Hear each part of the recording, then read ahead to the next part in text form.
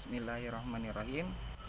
Assalamualaikum warahmatullahi wabarakatuh. Izin memperkenalkan diri kembali. Nama saya Iksan Satria Wiguna. NIM saya 181520091 dari kelas BKI 5C. Tujuan dari membuat video ini adalah sebagai syarat untuk dapat mengikuti ujian tengah semester. Nah, di sini saya harus menjelaskan beberapa makalah dari tiap-tiap makalah yang saya tidak hadir.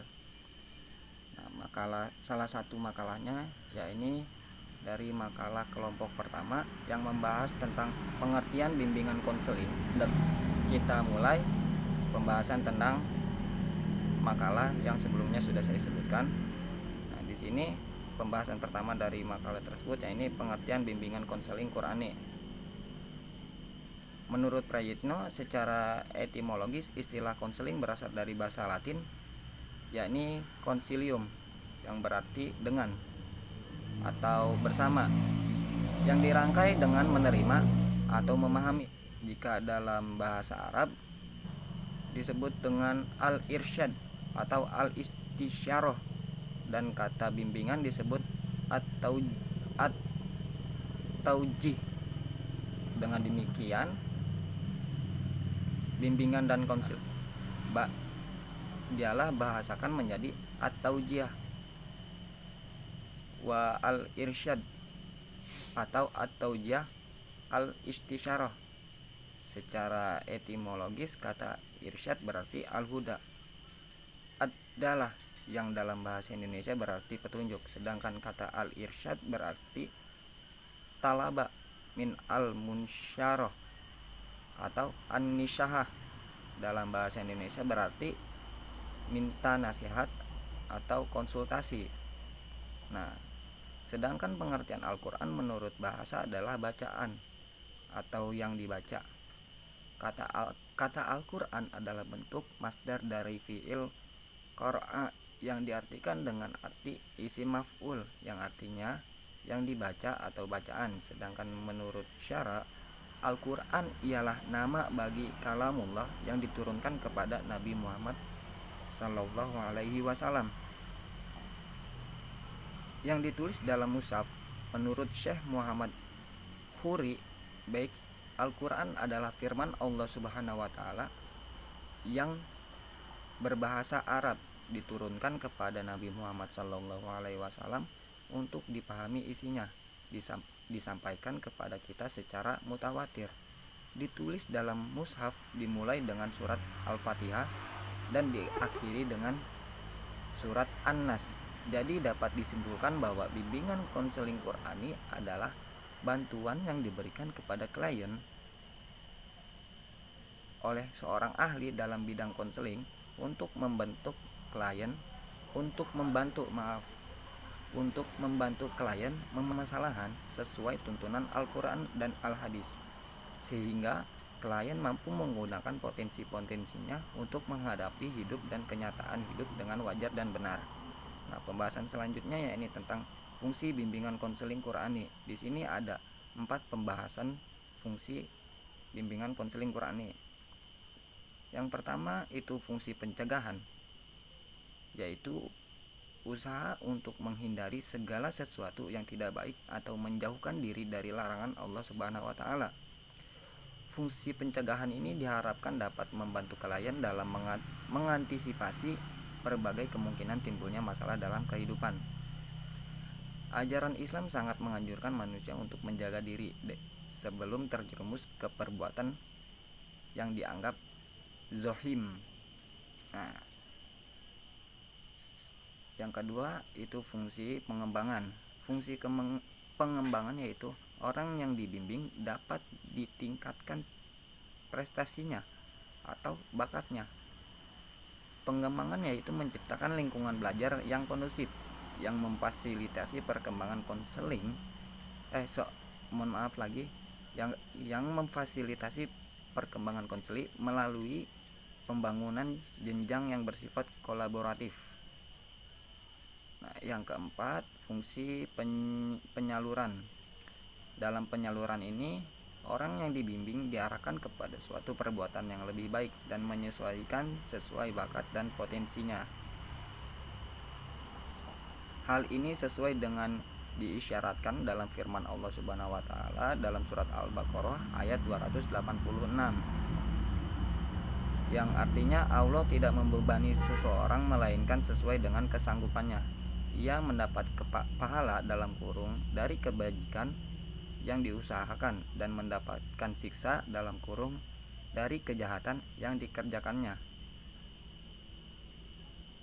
Nah, yang keempat itu fungsi perbaikan. Dalam perbaikan ini dimaksud untuk mengatasi semua perbuatan yang sudah terlanjur terjerumus kepada perbuatan kemaksiatan dan usaha dalam memperbaikinya. Perbaikan dan penyembuhan yaitu membantu konseli yang bermasalah agar dapat memperbaiki kekeliruan berpikir, berperasaan, berkehendak, dan bertindak. Nah, masuk ke dalam pembahasan metode konseling Qurani. Di sini terdapat 3 metode, yaitu teladan yang baik. Rasulullah Shallallahu Alaihi Wasallam pun selalu dapat memberikan solusi jika terjadi konflik atau masalah. Solusinya pun tepat sasaran. Bahkan beliau dapat menyikapi perbedaan pendapat yang ada dalam pengikutnya dengan win-win solution. Yang kedua itu ada metode penyadaran. Metode penyadaran yang banyak menggunakan ungkapan nasihat dan juga at-targhib wat-tarhib dalam kurung janji dan ancaman. Allah Subhanahu wa taala berfirman, "Hai manusia, bertakwalah kepada Tuhanmu. Sesungguhnya kegoncangan hari kiamat itu adalah suatu kejadian yang sangat besar." Nah, yang terakhir dari metode konseling Qurani yaitu tentang metode penalaran logis. Metode penalaran logis yang berisi tentang dialog dengan akal dan perasaan individu. Allah Subhanahu wa taala berfirman, Quran surat Al-Hujurat ayat 12, yang artinya, "Hai orang-orang yang beriman, jauhilah kebanyakan purbasangka dalam kurung kecurigaan, karena sebagian dari purbasangka itu adalah dosa. Dan janganlah mencari keburukan orang lain, dan janganlah menggunjingkan satu sama lain. Adakah seorang di antara kamu yang suka memakan daging saudaranya yang sudah mati? Maka tentulah kamu merasa jijik kepadanya, dan bertakwalah kepada Allah Subhanahu wa taala. Sesungguhnya Allah Maha penerima taubat lagi Maha penyayang." Pembahasan dari pengertian bimbingan konseling dengan pendekatan Qurani sudah selesai, maka kita masuk ke dalam pembahasan selanjutnya.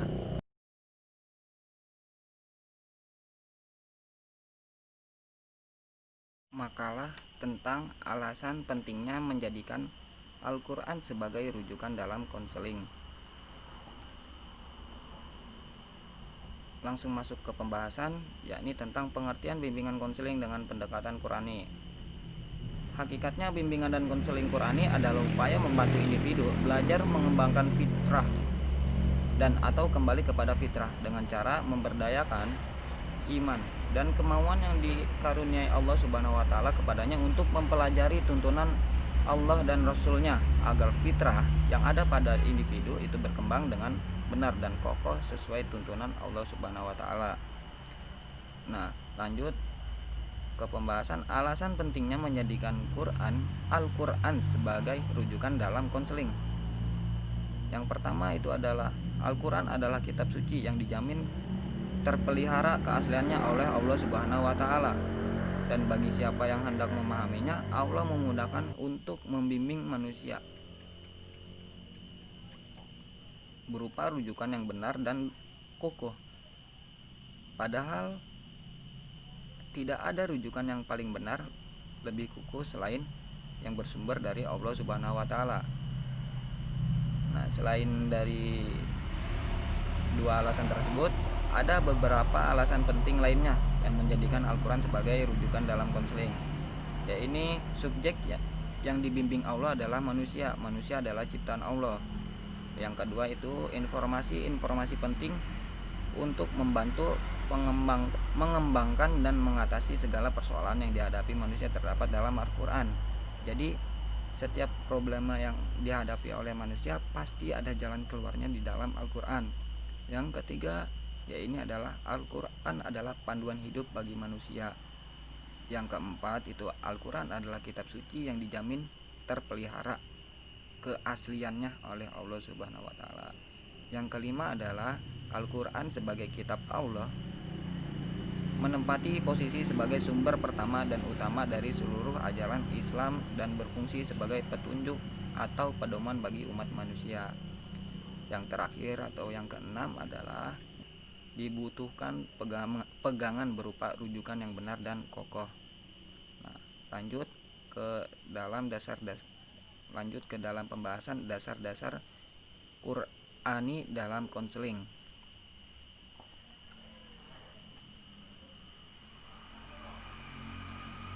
Pada dimensi spiritual konseling Islam, Allah merupakan konselor yang maha agung, satu-satunya tempat manusia menyerahkan diri dalam permasalahannya sebagai sumber penyelesaian masalah, sumber kekuatan dan pertolongan, dan sumber kesembuhan. Hal ini dapat kita lihat pada Al-Quran surat Al-Baqarah ayat 122 yang artinya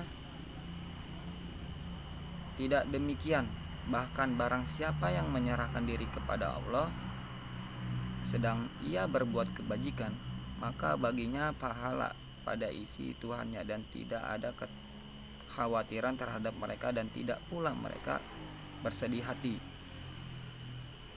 Nah, sebagai klien atau konseling Islami memandang manusia sebagai individu yang memiliki potensi untuk hidup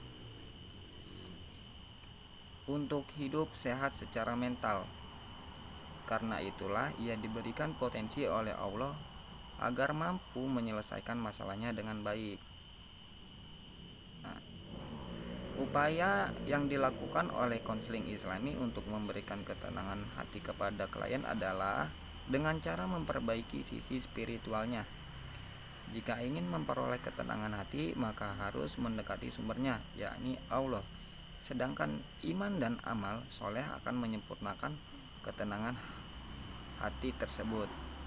Nah, sudah selesai pembahasan dari makalah atau kelompok alasan pentingnya menjadikan Quran sebagai rujukan dalam konseling.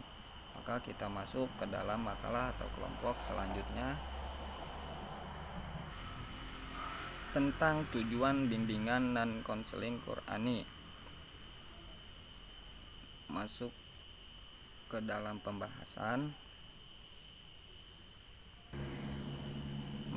pembahasan pengertian bimbingan konseling Qur'ani.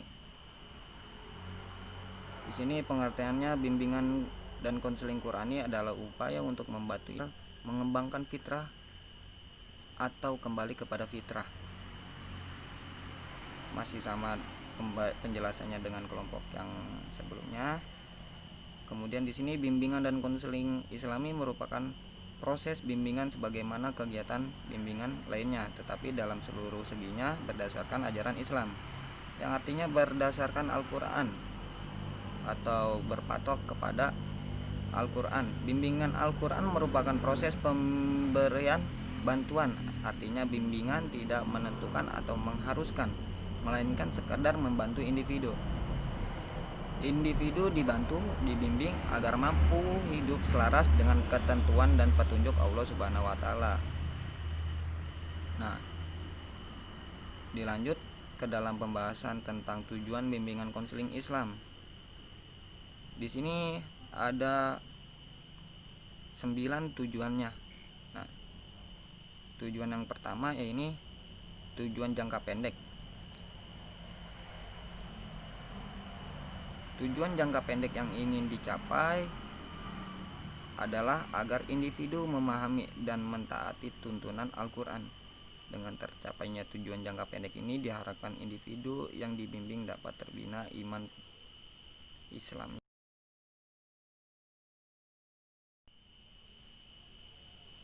Yang kedua, yaitu tujuan jangka panjang yang ingin dicapai adalah agar individu yang dibimbing secara bertahap bisa berkembang menjadi pribadi yang kafah dan secara bertahap mampu mengaktualisasikan apa yang diimaninya itu dalam kehidupan sehari-hari.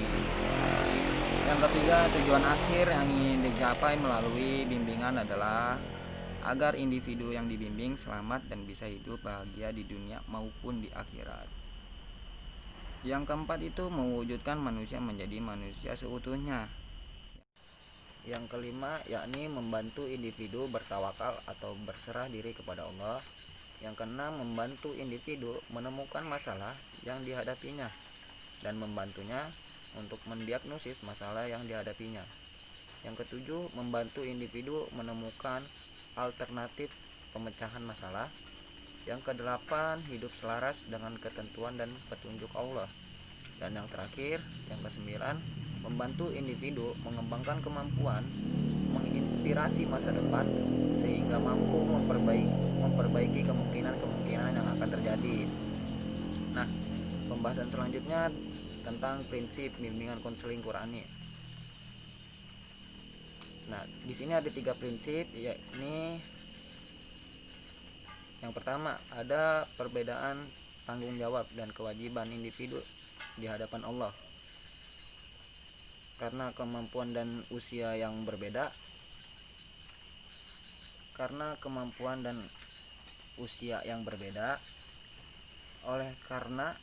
dalam membimbing konselor harus memilih kata-kata yang tepat. Yang kedua, dalam menyapa individu yang dibimbing, konselor hendaknya memanggil dengan panggilan yang disenangi. Yang ketiga, itu ada keharusan bagi individu dalam memelihara dan mengembangkan fitrahnya, menjadikan ajaran agama sebagai rujukan utama dalam setiap langkah. Nah, yang terakhir, pembahasan terakhir dalam makalah ini yakni tentang ciri khas konseling Qurani. Ada 5 ciri khas dari konseling Qurani. Yang pertama itu berparadigma kepada wahyu dan ketauladanan para nabi. Yang kedua, hukum konselor memberikan konseling kepada klien yang meminta bimbingan kepada konselor tersebut. Yang ketiga, akibat konselor yang menyimpang dari wahyu dapat berakibat fatal. Yang keempat, sistem konseling dimulai dengan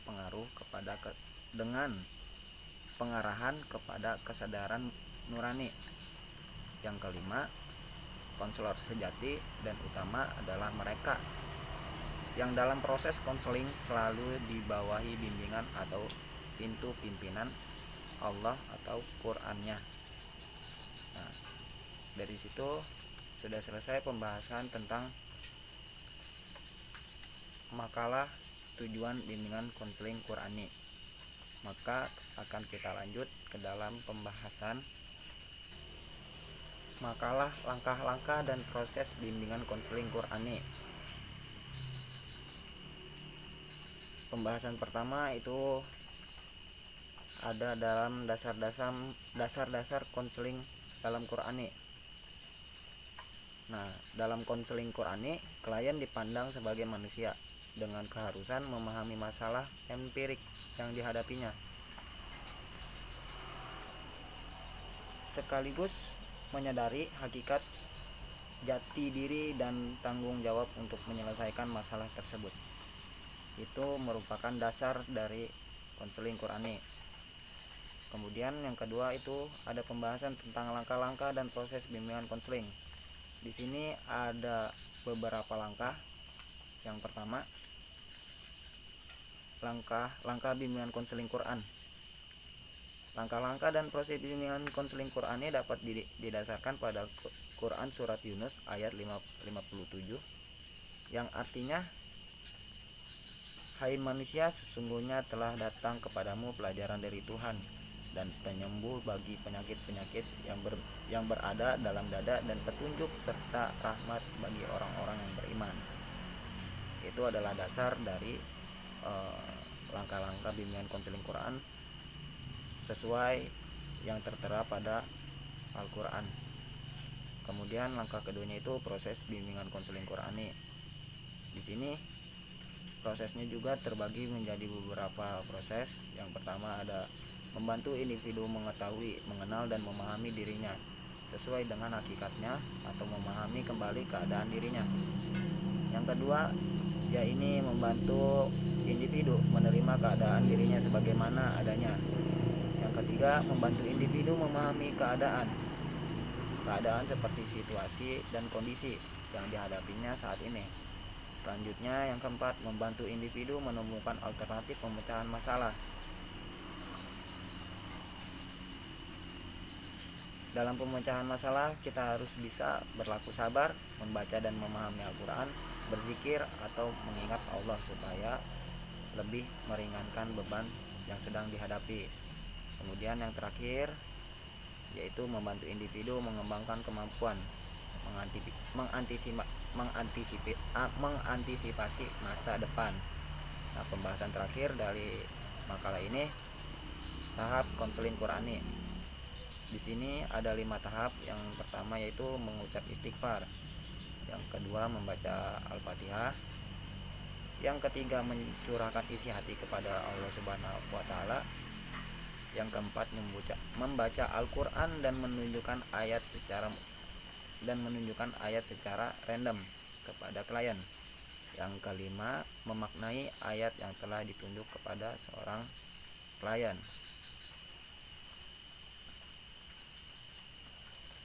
Cukup sekian pembahasan dari makalah langkah-langkah dan proses bimbingan konseling Qurani. Maka akan kita lanjut ke dalam pembahasan makalah selanjutnya, yakni tentang implikasi dan posisi konseling Qurani. Di sini pembahasan yang pertama kita membahas tentang implikasi konseling Qurani dalam dunia konseling. Implikasi bimbingan konseling Qurani dalam kehidupan umat manusia antara lain dapat dipetakan menjadi 3. Yang pertama itu Al-Quran dapat dijadikan sebagai sumber bimbingan konseling terhadap segala gangguan kerohanian yang dialami oleh klien di dalam hatinya. Yang kedua itu Al-Quran dapat dijadikan sebagai sumber bimbingan konseling terhadap gangguan jasmaninya yang terkait pada fisik dari seorang klien. Yang ketiga, Al-Quran dapat dijadikan sebagai sumber bimbingan konseling terhadap segala gangguan secara holistik yang terkait dengan masyarakat dan lingkungan dari seorang klien. Pembahasan selanjutnya tentang posisi bimbingan konseling Al-Quran atau Qurani dalam dunia konseling. Di sini terdapat 3.